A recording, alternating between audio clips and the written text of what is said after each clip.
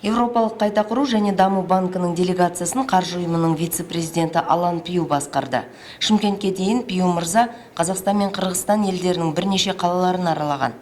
Банк орталық Азияда жасыл энергетика және экологияға байланысты жобаларды барынша қолдап келеді және оны ілгерілете бермек. Су ресурстар маркетинг жауапкершілігі шектеулі серіктестігінің басшылығы қонақтарды орталық диспетчерлік қызметінде қарсы алды.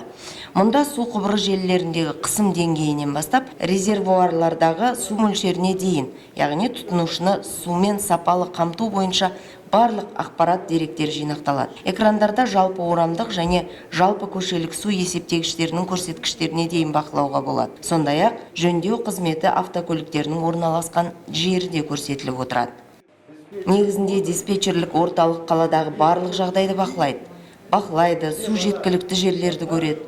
Ол жетіспейтін жерлерді немесе артық пайдаланатын тұстар осының барлығын көрсетеді. Тұтынушыларсыз диспетчер жұмыс режимін толық бақылап отырады. Кәсіпорын өңірді 24 жыл бойы сумен қамтып, су бұру қызметін көрсетіп келеді. Осы уақыт ішінде Европалық қайта құру және даму банкінің инвестициясы арқасында ауыз суды таратуды автоматтандыру жүйесіне көшіріп, саланы жаңғырту бойынша ауқымды жұмыс жүргізілді.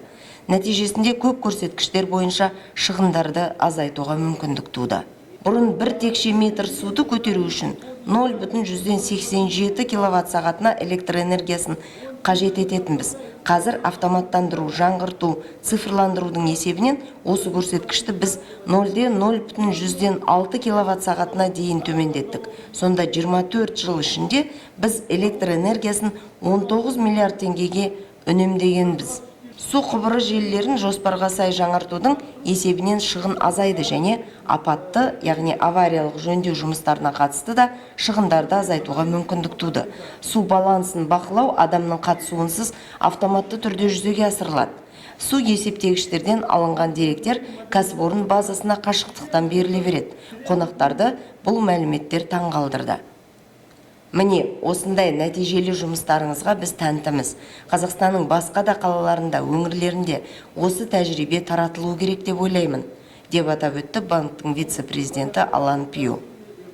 Біз бұған Европалық қайта құру және даму банкінің қолдауы арқасында қол жеткіздік. Сізге, сіздің президентіңізге рахмет. Бұл біздің бірлескен жұмысымыз. Бізге инвестициямен көмектестіңіздер.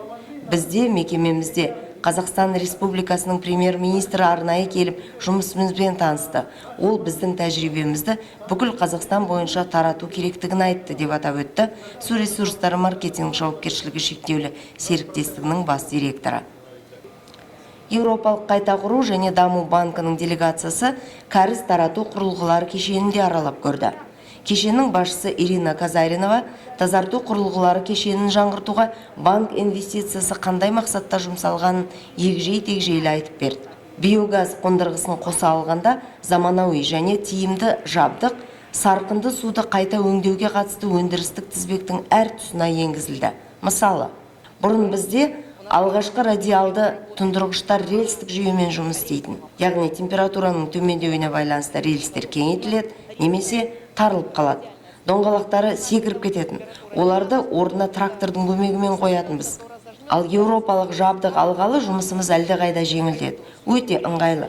Мысалы, оның салмағы небәрі 3 тонна, ал бұрынғы құрылғымыздың салмағы 17 тонна болатын. Жұмыс сапасы артты. Осындай жұмыс нәтижесінде Европалық қайта құру және даму банкі су ресурстары маркетинг жауапкершілігі шектеулі серіктестігіне тазарту құрылғылары кешенін үлкейтуге арналған несиенің 6-шы пакетін бөліп отыр. Ал кәсіпорын өзін өндіріске алынған инвестицияларды тиімді пайдалана алатын үлгілі серіктес ретінде көрсетті.